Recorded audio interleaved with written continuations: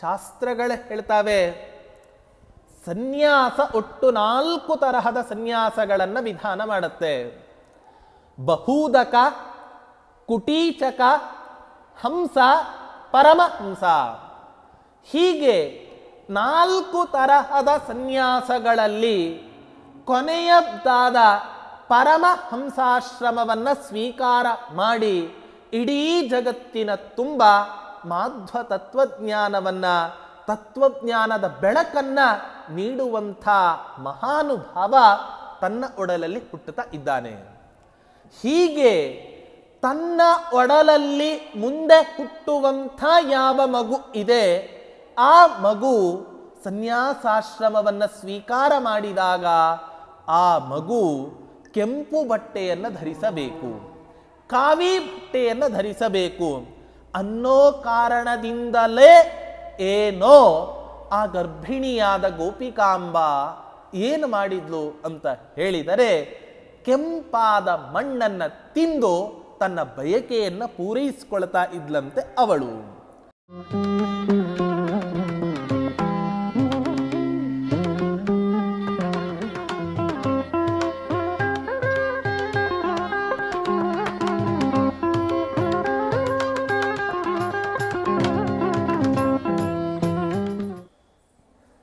ಪೂಜ್ಯಾಯ ರಾಘವೇಂದ್ರಾಯ ಸತ್ಯಧರ್ಮರತಾಯ ಚ ಭಜತಾಂ ಕಲ್ಪವೃಕ್ಷಾಯ ನಮತಾಂ ಕಾಮಧೇನವೇ ದುರ್ವಾದಿಧ್ವಾಂತರವಯೇ ವೈಷ್ಣವೇಂದೀವರೇಂದವೇ ಶ್ರೀ ರಾಘವೇಂದ್ರ ಗುರವೇ ನಮೋ ಅತ್ಯಂತ ದಯಾಲವೇ. ಶ್ರೀ ಗುರುಭ್ಯೋ ನಮಃ. ಹರಿ ಓಂ. ಹೀಗೆ ಆ ಗರ್ಭಿಣಿ ಸ್ತ್ರೀಯನ್ನ ವರ್ಣನೆ ಮಾಡ್ತಾ ನಾರಾಯಣಾಚಾರ್ಯರು ಹೇಳ್ತಿದ್ದಾರೆ,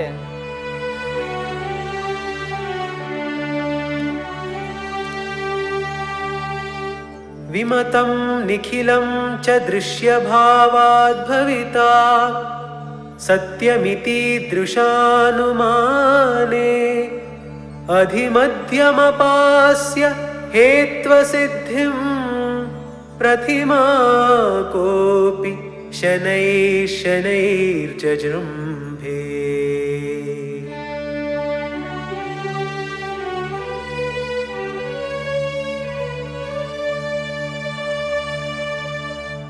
ಅನೇಕ ವಾದಿಗಳು ಈ ಕಣ್ಣಿಗೆ ಕಾಣಿಸುವಂತಹ ಯಾವ ಪ್ರಪಂಚ ಇದೆ, ಈ ಪ್ರಪಂಚವನ್ನು ಸುಳ್ಳು ಅಂತ ನಿರೂಪಣೆ ಮಾಡಿದರು. ಕಣ್ಣಿಗೆ ಕಾಣಿಸುವ ಈ ಜಗತ್ತನ್ನು ಸುಳ್ಳು ಅಂತ ನಿರೂಪಣೆ ಮಾಡಬೇಕಾದರೆ ಒಂದು ಅನುಮಾನವನ್ನು ಹೇಳ್ತಾರೆ. ಈ ಪ್ರಪಂಚ ಸುಳ್ಳು ಯಾಕೆ? ಕಣ್ಣಿಗೆ ಕಾಣಿಸ್ತಾ ಇರೋದ್ರಿಂದ. ಉದಾಹರಣೆಗೆ ಕಪ್ಪೆ ಚಿಪ್ಪಿನಂತೆ ವಿಮತಂ ಮಿಥ್ಯಾ ದೃಶ್ಯತ್ವ ಯಥಾಶುಕ್ತಿ ರೂಪ್ಯಂ. ಸಮುದ್ರದ ತೀರಕ್ಕೆ ಹೋಗಿ ದೂರದಿಂದ ಒಂದು ಕಪ್ಪೆ ಚಿಪ್ಪನ್ನ ನೋಡಿದಾಗ ಬೆಳ್ಳಿ ಅಂತ ಕಾಣಿಸುತ್ತೆ. ಆದರೆ ಅದರ ಹತ್ತಿರ ಹೋದ ಮೇಲೆ ಇದು ಕಪ್ಪೆ ಚಿಪ್ಪು ಮಾತ್ರ ಹೊರತು ಬೆಳ್ಳಿ ಅಲ್ಲ. ಅದರಂತೆ ಈ ಕಣ್ಣಿಗೆ ಕಾಣಿಸುವ ಜಗತ್ತು ಮೇಲ್ನೋಟಕ್ಕೆ ಸತ್ಯ ಅಂತ ತೋರಿದರೂ ಕೂಡ ಆದರೆ ಇದು ವಸ್ತುತಃ ಸತ್ಯವಾದದ್ದಲ್ಲ. ಈ ರೀತಿಯಾಗಿ ಕೆಲವರು ಹೇಳ್ತಾರೆ. ಪ್ರತಿವಾದಿಗಳು ನಿರೂಪಣೆಯನ್ನ ಮಾಡ್ತಾರೆ. ಈ ಪ್ರಪಂಚವನ್ನ ಸತ್ಯ ಅಂತಾನೆ ಹೇಳಬೇಕು. ಯಾಕೆ? ಕಣ್ಣಿಗೆ ಕಾಣಿಸ್ತಾ ಇರೋದ್ರಿಂದಲೇನೆ. ಕಣ್ಣಿಗೆ ಕಾಣಿಸುವಂಥ ವಸ್ತು ಯಾವತ್ತಾದರೂ ಕೂಡ ಸುಳ್ಳಾಗಿದ್ದು ಅಂತ ಇದೆನಾ? ಅನೇಕ ಮಡಿಕೆ, ಅನೇಕ ಕಂಬಗಳು, ಇವೆಲ್ಲ ಕಣ್ಣಿನಿಂದ ನಾವು ನೋಡ್ತಾ ಇದ್ದೇವೆ. ಇಂಥ ಪ್ರಪಂಚವನ್ನ ಹೆಂಗ ತಾನೇ ಸುಳ್ಳು ಅಂತ ಹೇಳಬೇಕು?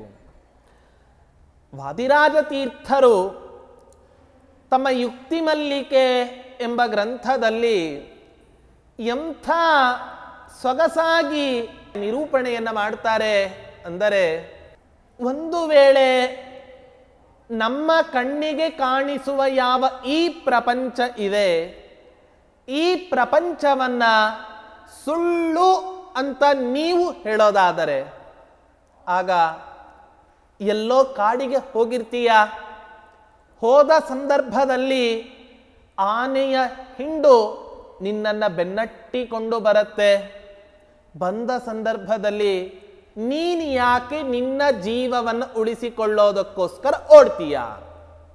ಯಾಕೆ? ನೀನೂ ಸುಳ್ಳು, ಆನೆ ಹಿಂಡೂ ಸುಳ್ಳು, ಆನೆಗಳು ನಿನ್ನನ್ನು ಅಟ್ಟಿಸಿಕೊಂಡು ಬರೋದು ಸುಳ್ಳು ಅಂತಾದ ಮೇಲೆ ನಿನ್ನ ಜೀವವನ್ನು ಉಳಿಸಿಕೊಳ್ಳೋದಕ್ಕೋಸ್ಕರ ಯಾತಕ್ಕೋಸ್ಕರ ಸುಮ್ಮನೆ ಓಡ್ತೀಯ? ಹೀಗೆ ವಾದಿರಾಜ ತೀರ್ಥರು ತಮ್ಮ ಯುಕ್ತಿ ಮಲ್ಲಿಕೆಯೇ ಮೊದಲಾದಂಥ ಗ್ರಂಥಗಳಲ್ಲಿ ಕಣ್ಣಿಗೆ ಕಾಣಿಸುವಂಥ ಈ ಪ್ರಪಂಚವನ್ನ ಸತ್ಯ ಅಂತಲೇ ಹೇಳಬೇಕು ಅಂತ ನಿರೂಪಣೆಯನ್ನು ಮಾಡ್ತಾರೆ.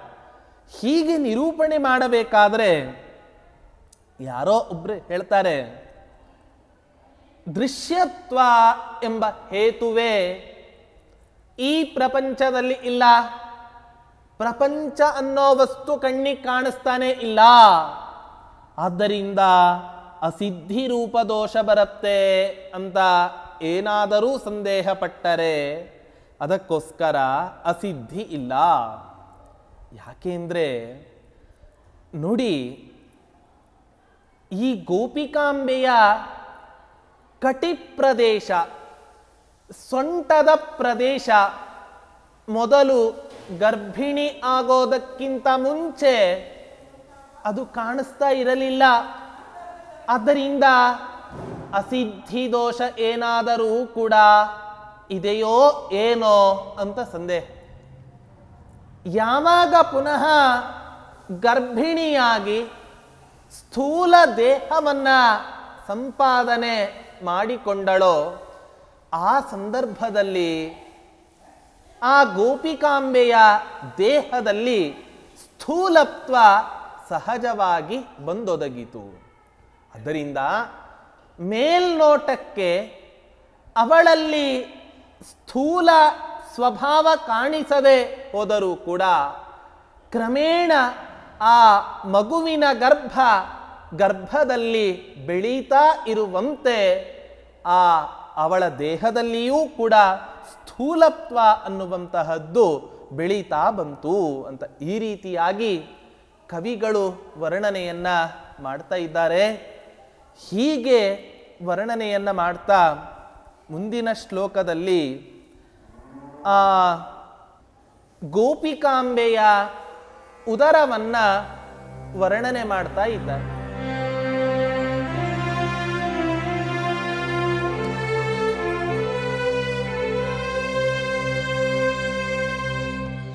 ಉದರೇ ಸುತನೋರಚಾಕ್ಷುಷತ್ವಂ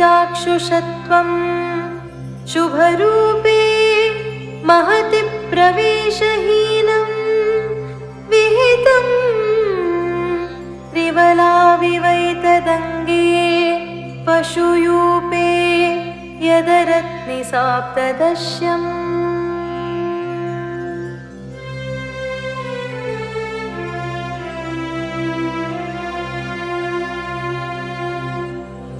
ಯಾಗಗಳಲ್ಲಿ ಅನೇಕ ವಿಧವಾದ ಯಜ್ಞಗಳನ್ನು ಪೂರ್ವಮೀಮಾಂಸಾ ಶಾಸ್ತ್ರ ನಿರೂಪಣೆ ಮಾಡುತ್ತೆ. ಅಶ್ವಮೇಧ ಯಾಗ, ವಾಜಪೇಯಿ ಯಾಗ, ಹೀಗೆ ಯಜ್ಞಗಳನ್ನೇ ಪ್ರಧಾನವಾಗಿ ನಿರೂಪಣೆ ಮಾಡುವಂತಹ ಶಾಸ್ತ್ರ ಪೂರ್ವಮೀಮಾಂಸಾ ಶಾಸ್ತ್ರ. ಅಂಥ ಪೂರ್ವಮೀಮಾಂಸಾ ಶಾಸ್ತ್ರದಲ್ಲಿ ಒಂದು ಮಾತು ಬರುತ್ತೆ, ಸಪ್ತದಶಾರತ್ನಿ ವಾಜಪೇಯಸ್ಯ ಯೂಪೋ ಭವತಿ. 17 ಅರತ್ನಿ ಪ್ರಮಾಣದ ಒಂದು ಯೂಪಸ್ತಂಭ. ಆ ಯೂಪಸ್ತಂಭವನ್ನು ವಾಜಪೇಯ ಯಾಗದಲ್ಲಿ ಪ್ರತಿಷ್ಠೆ ಮಾಡಬೇಕು ಅಂತ ವಾಕ್ಯ.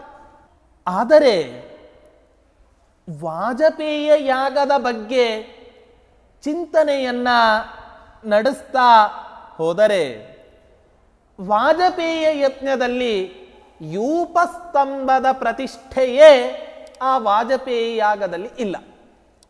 ಹಾಗಾದರೆ ಸಪ್ತದಶಾರತ್ನಿ ವಾಜಪೇಯಸ್ಯ ಯೂಪೋ ಭವತಿ ಅನ್ನೋ ವೇದವಾಕ್ಯವೇ ಅಪ್ರಮಾಣ ಆಗಬೇಕಾದೀತು.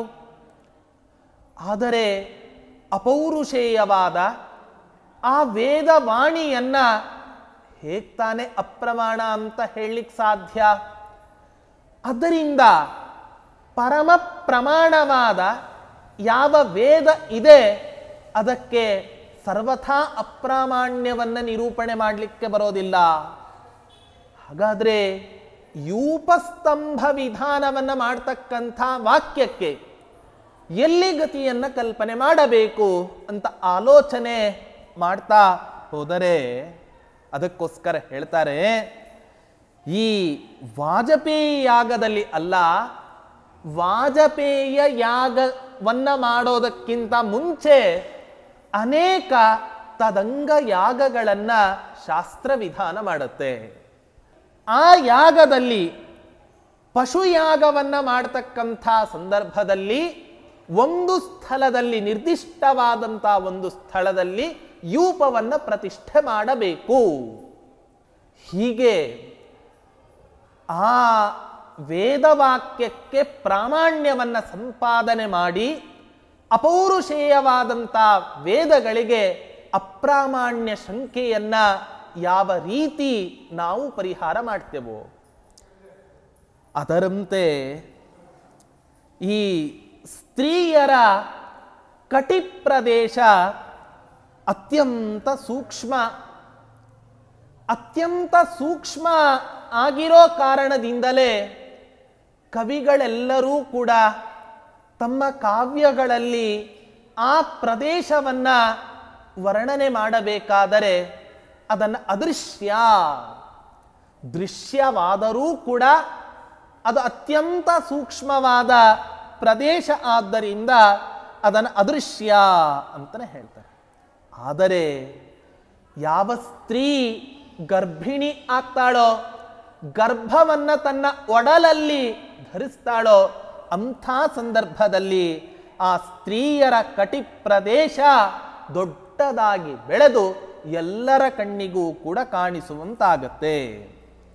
ಹೀಗೆ ಮೇಲ್ನೋಟಕ್ಕೆ ಕಣ್ಣಿಗೆ ಕಾಣಿಸದೇ ಇದ್ದರೂ ಕೂಡ ವಿಚಾರ ಮಾಡಿದಾಗ ಅಥವಾ ಸ್ತ್ರೀ ಗರ್ಭವತಿ ಆದಾಗ ಆ ಸ್ತ್ರೀಯರ ಕಟಿ ಪ್ರದೇಶ ಕಾಣಿಸತ್ತೆ ಅನ್ನೋ ಅರ್ಥದಲ್ಲಿ ಕವಿಗಳು ಇಲ್ಲಿ ವರ್ಣನೆಯನ್ನ ಮಾಡ್ತಾ ಇದ್ದಾರೆ. ಆದ್ದರಿಂದ ದೃಶ್ಯವೂ ಹೌದು, ಅದೃಶ್ಯವೂ ಹೌದು. ಅಂದರೆ ಕಣ್ಣಿಗೆ ಕಾಣಿಸತ್ತೆ ಅನ್ನೋದು ಸರಿ, ಕಣ್ಣಿಗೆ ಕಾಣಿಸಲಾರದು ಅನ್ನುವಂತಹ ವಿಷಯವೂ ಕೂಡ ಸರಿ ಅಂತ ಈ ರೀತಿಯಾಗಿ ವರ್ಣನೆಯನ್ನ ಮಾಡ್ತಾ ಇದ್ದಾರೆ ಆ ನಾರಾಯಣಾಚಾರ್ಯರು. ಹೀಗೆ ನಿರೂಪಣೆಯನ್ನ ಮಾಡ್ತಾ ಮುಂದಿನ ಶ್ಲೋಕದಲ್ಲಿ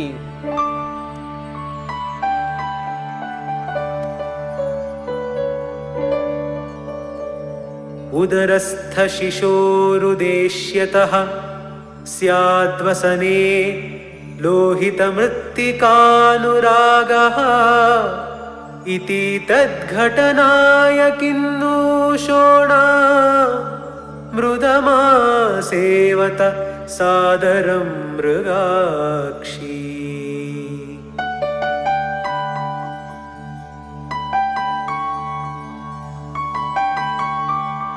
ಆ ಗರ್ಭಿಣಿ ಗೋಪಿಕಾಂಬೆ ಮಗುವನ್ನ ತನ್ನ ಒಡಲಲ್ಲಿ ಧರಿಸಿದ ಸಂದರ್ಭದಲ್ಲಿ ಮಣ್ಣನ್ನು ತಿನ್ನುವಂಥ ಆಸೆ ಆಯಿತು. ಯಾತಕ್ಕೋಸ್ಕರ ಅವಳಿಗೆ ಮಣ್ಣನ್ನು ತಿನ್ನಬೇಕು ಅಂತ ಆಸೆ ಆಯಿತು? ಸ್ತ್ರೀಯರು ಗರ್ಭವತಿಯ ಆದಾಗ ಅನೇಕ ಅಪೇಕ್ಷೆಗಳು, ಬಯಕೆಗಳು ಉಂಟಾಗ್ತವೆ. ಆ ಬಯಕೆಗಳಲ್ಲಿ ಇದೂ ಒಂದು ಬಯಕೆ, ಮಣ್ಣನ್ನು ತಿನ್ನುವಂಥ ಒಂದು ಬಯಕೆ. ಯಾಕೆ ಈ ಗೋಪಿಕಾಂಬೆಗೆ ಯಾತಕ್ಕೋಸ್ಕರ ಇಂಥ ಅಪೇಕ್ಷೆ ಉಂಟಾಯಿತು? ಮುಂದೆ ತನ್ನ ಒಡಲಲ್ಲಿ ಯಾವ ಮಗುವನ್ನ ಪ್ರಸವಿಸ್ತಾಳೋ ಆ ಮಗು ಸನ್ಯಾಸಾಶ್ರಮವನ್ನ ಸ್ವೀಕಾರ ಮಾಡತ್ತೆ. ಸನ್ಯಾಸಾಶ್ರಮವನ್ನ ಸ್ವೀಕಾರ ಮಾಡಬೇಕಾದರೆ ಬಿಳಿ ಬಟ್ಟೆಯನ್ನು ಯಾವತ್ತಾದರೂ ಧರಿಸ್ಲಿಕ್ಕೆ ಸಾಧ್ಯನಾ? ಅದು ಕೂಡ ಪರಮಹಂಸಾಶ್ರಮವನ್ನು ಸ್ವೀಕಾರ ಮಾಡುವಂಥ ಮಹಾನುಭಾವ.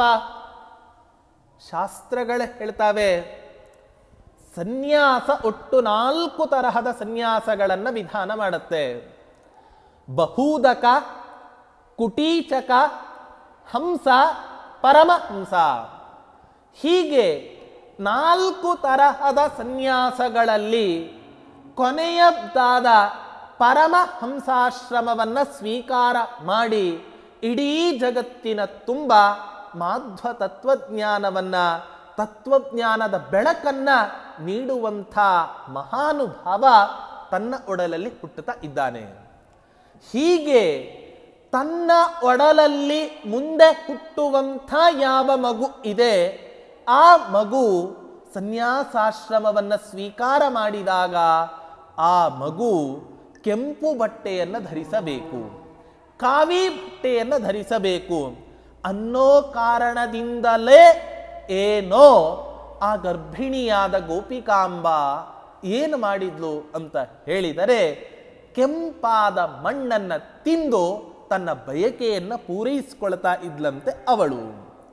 ಮೃದಮಾಸೇವತ ಸಾದರಂ ಮೃಗಾಕ್ಷಿ. ನಾವೆಲ್ಲ ಭಗವಂತ ಗೋಪಾಲಕೃಷ್ಣನಾಗಿ ಅವತಾರವನ್ನ ಮಾಡಿದಾಗ ಎಲ್ಲ ಗೋಪಿಕಾ ಸ್ತ್ರೀಯರು ಆ ಕೃಷ್ಣ ಪರಮಾತ್ಮನ ಮೇಲೆ ಬಂದು ಛಾಡಿಯನ್ನು ಹೇಳ್ತಾರೆ, ನಿನ್ನ ಮಗ ಮಣ್ಣನ್ನು ತಿಂದ.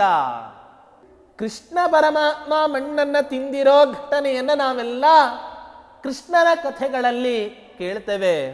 ಆದರೆ ಮುಂದೆ ಹುಟ್ಟುವ ಮಗು ಕೆಂಪು ಬಟ್ಟೆಯನ್ನು ಧರಿಸಬೇಕು ಅನ್ನೋ ಆಲೋಚನೆಯನ್ನು ಮಾಡಿ ಮುಂಚೆನೆ ಮಗು ಗರ್ಭದಲ್ಲಿ ಇದ್ದಾಗಲೇ ಆ ತಾಯಿ ಮಣ್ಣನ್ನು ತಿಂದಳು ಅಂತ ಹೇಳಿದರೆ ಪ್ರಾಯ ಕಾಕತಾಳೀಯವೋ ಏನೋ, ಇವಳು ಮಣ್ಣನ್ನು ತಿನ್ನೋದಕ್ಕೋ ಅವರು ಮುಂದೆ ಪರಮಹಂಸಾಶ್ರಮವನ್ನ ಸ್ವೀಕಾರ ಮಾಡೋದಕ್ಕೂ ಎರಡಕ್ಕೂ ಕೂಡ ಒಂದೊಂದು ಸಲ ತಾಳೆ ಆಗಿ ಬಿಡತ್ತೆ. ಅದರಂತೆ ಆ ಗೋಪಿಕಾಂಬೆ ತನ್ನ ಒಡಲಲ್ಲಿ ಗರ್ಭವನ್ನು ಧರಿಸಿದಾಗ ಬಯಕೆಯನ್ನ ಪೂರೈಸಿಕೊಳ್ಳೋದಕ್ಕೋಸ್ಕರ ಕೆಂಪಾದ ಮಣ್ಣನ್ನು ತಿಂದು ತನ್ನ ಆಸೆಯನ್ನ ಪೂರೈಸಿಕೊಂಡಳು. ಹೀಗೆ ನಿರೂಪಣೆಯನ್ನ ಮಾಡ್ತಾ ಮುಂದೆ ನಾರಾಯಣಾಚಾರ್ಯರು ಹೇಳ್ತಿದ್ದಾರೆ,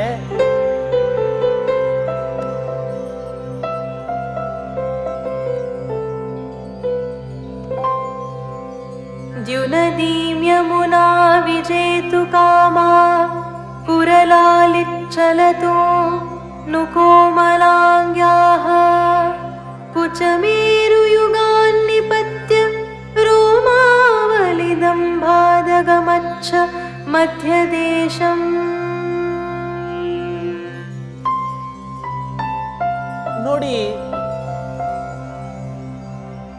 ಗಂಗಾ ನದಿಯನ್ನ ಯಮುನಾ ನದಿ ಜಯಿಸಬೇಕು ಅಂತ ಒಂದು ಸಲ ಅಪೇಕ್ಷೆ ಉಂಟಾಗತ್ತೆ.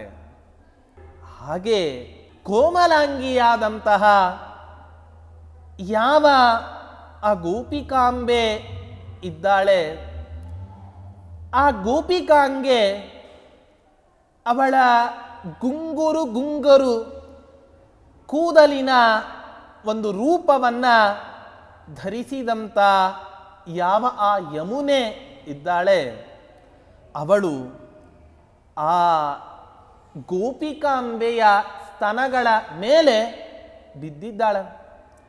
ಅಂದರೆ ಗೋಪಿಕಾಂಬೆಯ ಎದೆಯ ಭಾಗದಲ್ಲಿ ಅವಳ ಕೂದಲಿನ ರಾಶಿ ಬಿದ್ದಿದೆ.